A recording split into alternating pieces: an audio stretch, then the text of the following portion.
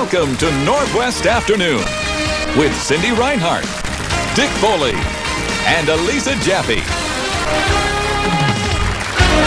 Hi, everybody. Welcome on this chilly, icy Monday. We've got a fascinating show today about the secret life of a leading model.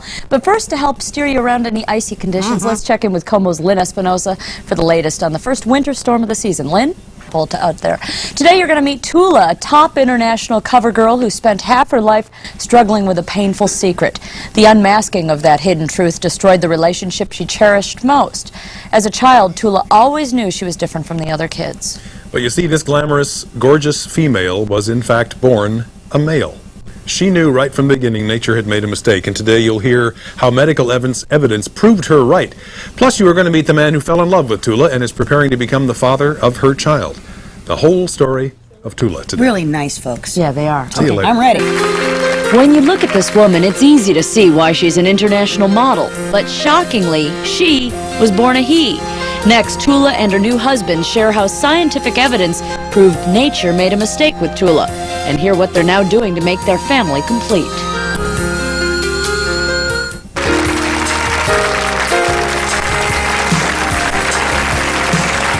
Welcome back to Northwest Afternoon. To magazine readers around the world, our guest was viewed as a glamour girl.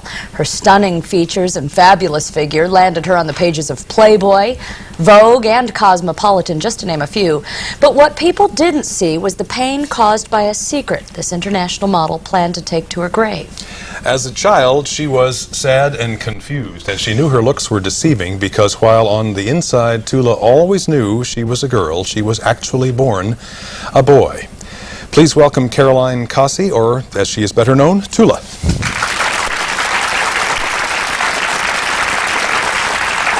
Nice to have you here. Thank you. Thanks so much for coming. Take us back to those early days when we would all see your faces on the magazine covers, and yet, at that point, the secret was not out. What was that like? Was it like living a lie? Well, I don't think there was any lie, no.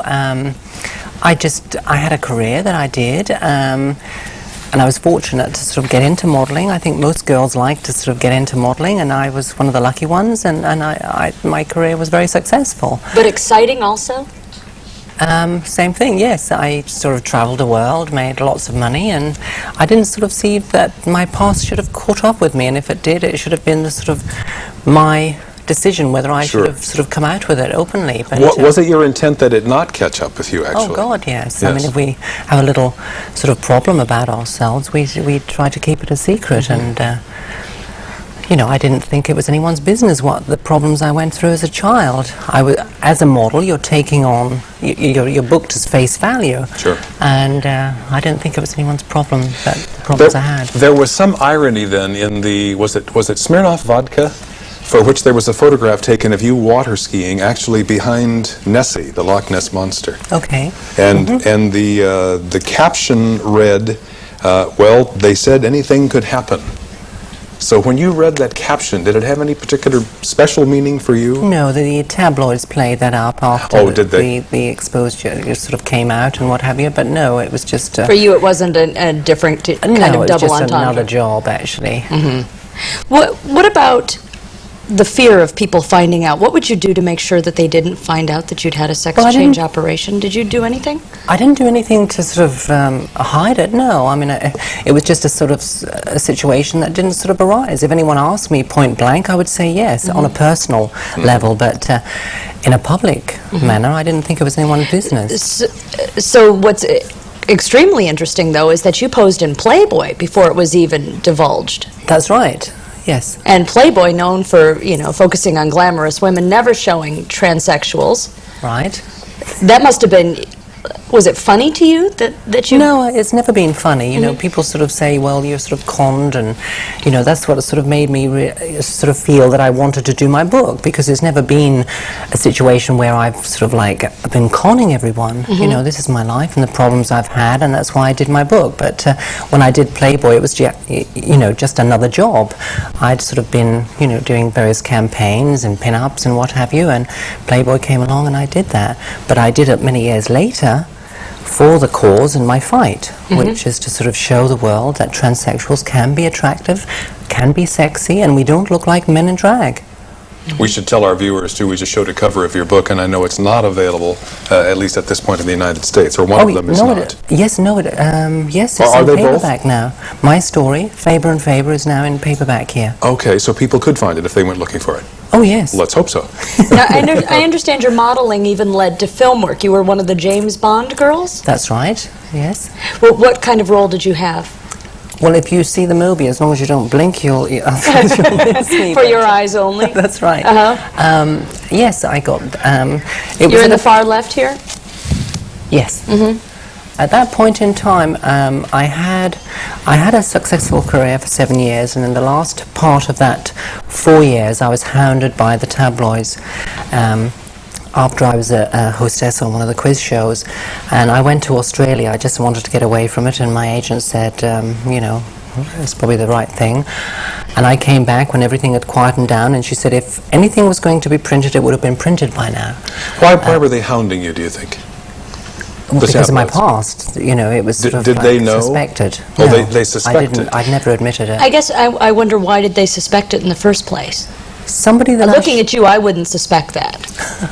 Thank you. But no, I'd shared a dressing room with a girlfriend who had, in the show that I was doing, I was a hostess on one of the quiz shows, bringing on prizes and what have you, and her boyfriend had known me sort of 6-7 years prior when I was a showgirl, and he wanted to do some shots of me and sort of say, well, this is, you know, sort of like we've fooled everybody, this is not really what you see. But I didn't want any part of that. Because when you were a showgirl, you hadn't had the complete transformation yet. You had what, breast implants? That's right. But that was the extent of it.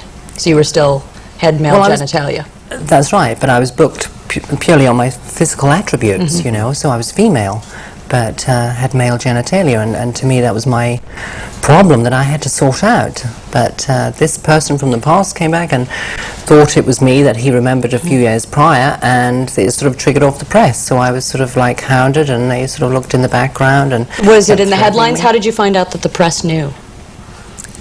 How did I find out the press Did you look knew? down at a paper one day and it says... Oh, yes, after 4 years of being hounded, when I finally came back from Australia, my agent said, you know, don't worry, if they would have knew 100%, they would have printed it by now.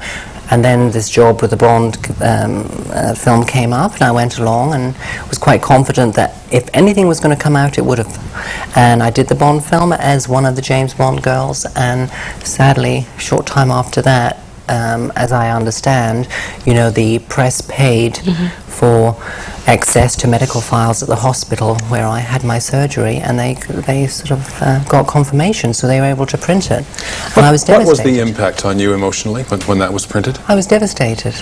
You know, it's not something, I mean, now I'm sort of open and discuss it because I feel I'm sort of helping other people in my position, because there's so much ignorance involved in this whole subject.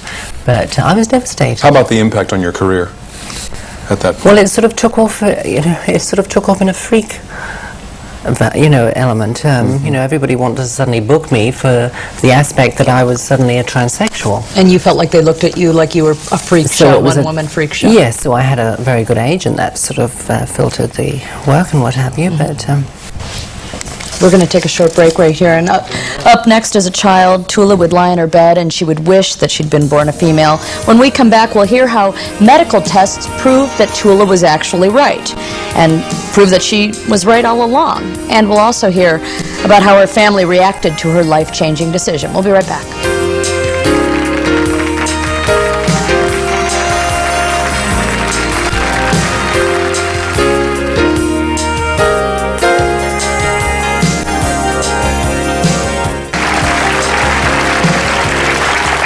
Our guest is Tula, trying to share with us a very complex and emotional life story in just a little less than half an hour or so today. We're doing our best. Jetta in the audience has a question. Go ahead. Hi, yes. I was wondering, during like the early years when you were going through the therapy and all that stuff before you were totally complete, when you felt like discouraged and wanting to like give it up, how did you overcome that?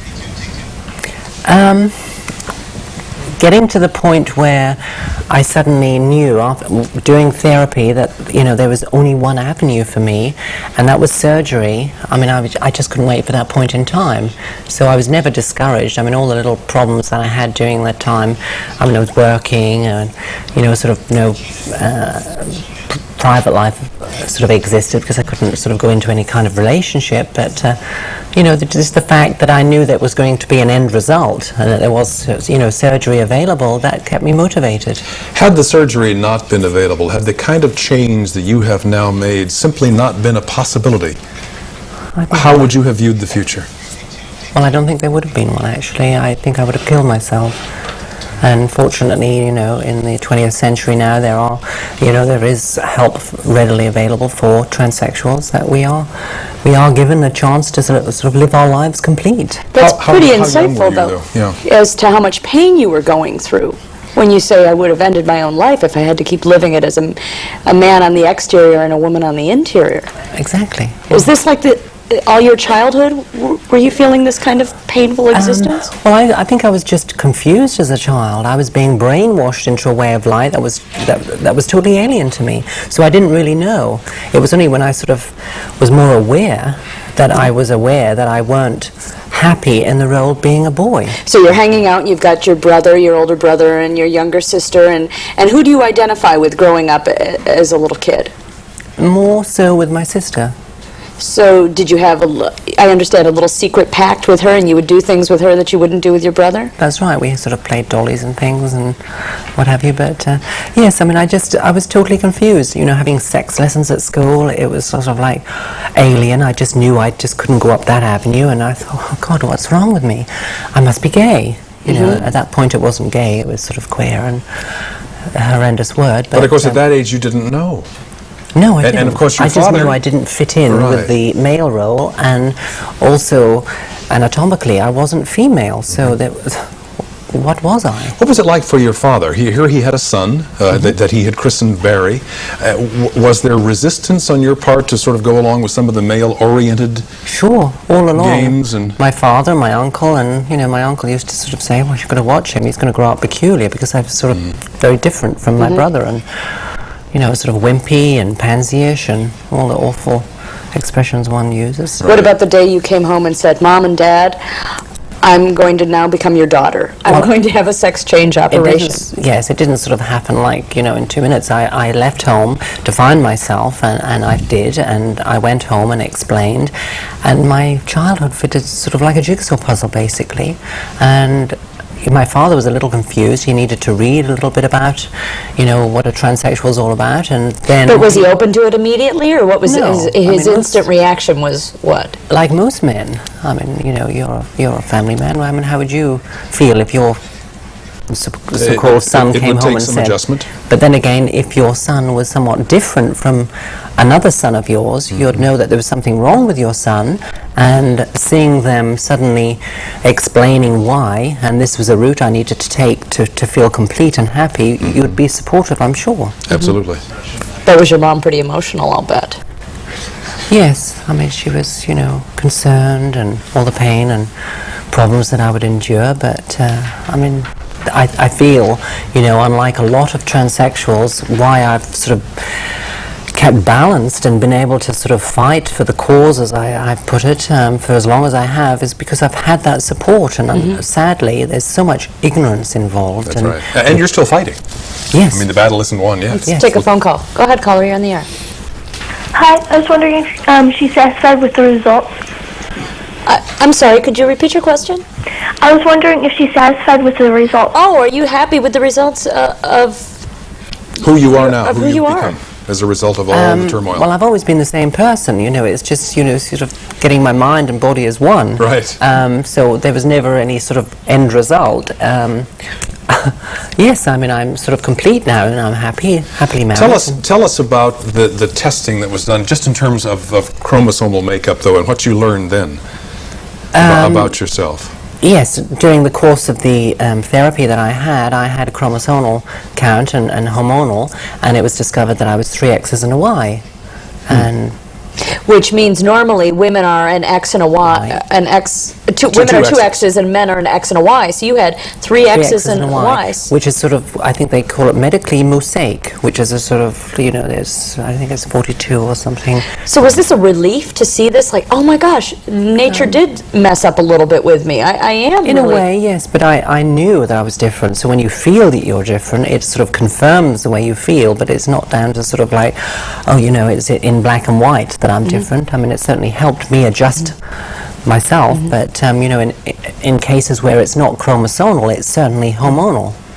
One of the warmest passages or parts of the story that I remember reading was the time that you had now become in every way physically a woman and went back for a kind of reunion with your mom and dad and were really welcomed quite nicely and warmly, I thought. Yes. How did that feel for you?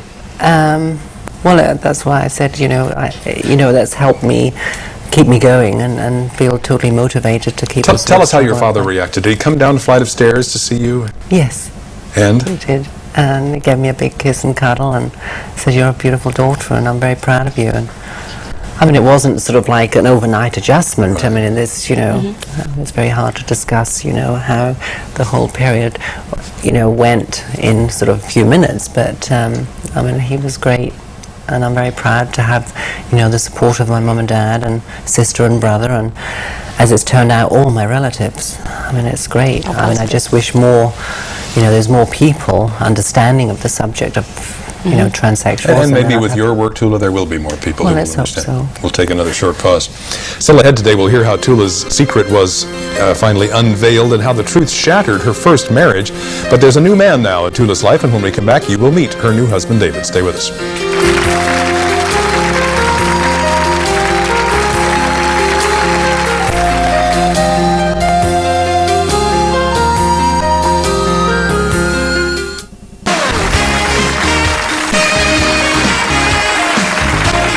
Welcome back. Tula's gender adjustment might scare off a lot of men, but not this guy.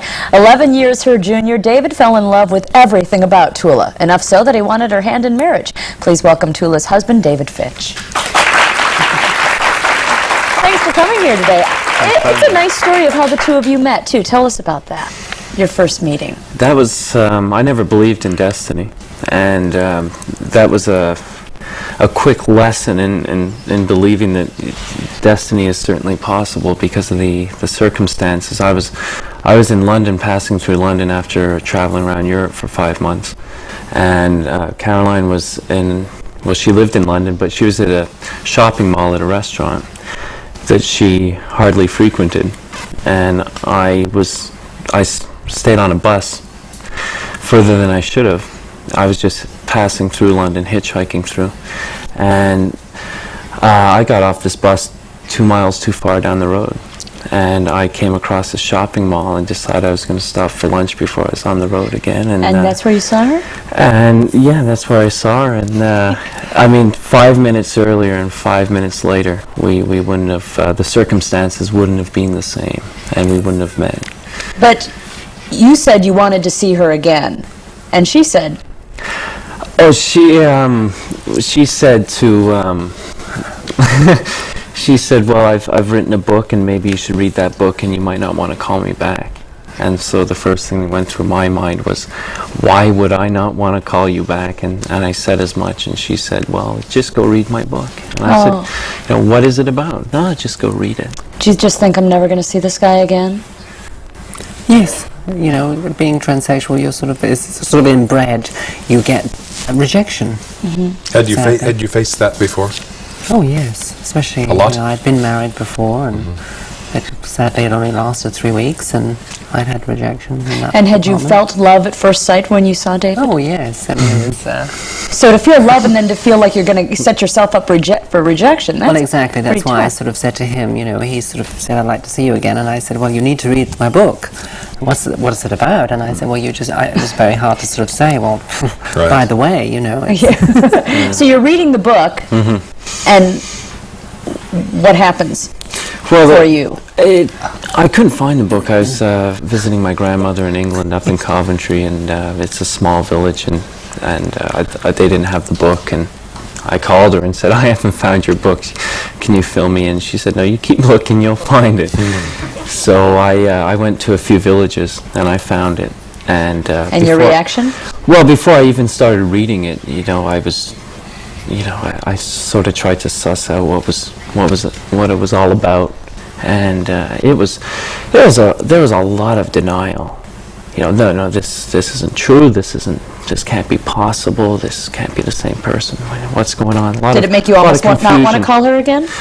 No, the unusual thing about it was, I think we're all pretty much, we're all influenced by society, and we all try and stay within the norm of society, and all of that was telling me that it was giving me my denial, but my feelings coming out were, no, I still want to call this woman. And then there was the word you yourself mentioned, and that was destiny. That's right, yeah. So, I had to call this woman back, and I never thought she was in love with me anyway, so I never expected anything like this. We've got a phone call for you. Let's go ahead. Go ahead, caller. Hi. Hi. I just wanted to say to Tula, you are beautiful, and what you feel inside is more important than what you look like on the outside. And I have to commend your husband, because for you to stand beside her and to hold her hand and say, I love you for who you are and not what you were born as, I can only just stand up and just clap. You two are both beautiful. That's a nice call. Nice to say, caller. Thank you very much. This must be such a wonderful switch for you, too, especially after your first marriage. You were married to a wealthy man. Tell us a little more about him. Well, I wouldn't call him a man, actually. The fact that I call him a mummy's boy, because, the fact that his mum sort of demanded and commanded this, he just dumped me, basically, and I never got a chance to sort of have a one-to-one, and I had to deal with the fact that I had to deal with the lawyers. Well, his parents did have one problem with you, and that problem was what, early on? Well, Elias was Jewish, and I had to go through a year of conversion, and the fact that I was Christian, they had a hard time dealing with that. So imagine if they had a hard time dealing with that. We just couldn't tell them that I was transsexual. So how did they find out?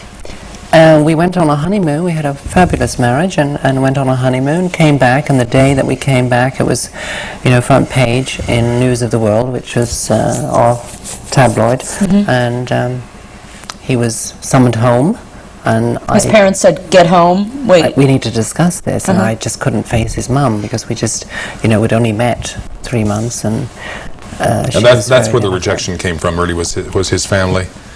Yes, I mean, he was summoned home, and I was just given my marching orders, basically. He just disappeared from your life? Yes. How did your family handle it, David?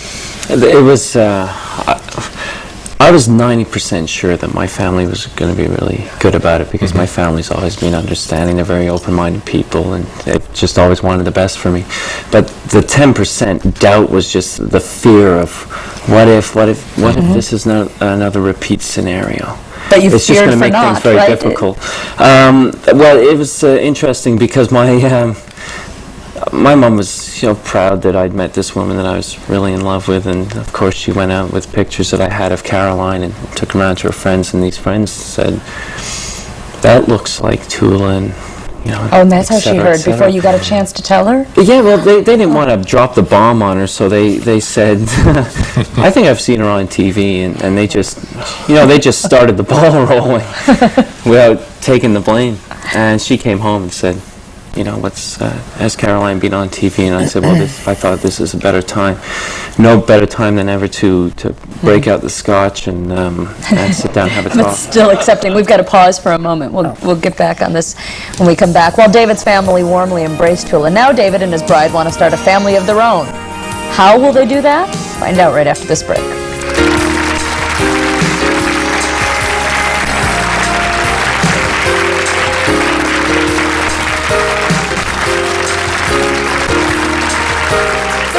Tula is with us today, her husband David Finch. How long have the two of you been married? Just over a year. Yes. Oh, Do you want- totally wet. Do you want exact days? No, it doesn't matter. Just over a year. Eve in our audience has a question. Go ahead, Eve.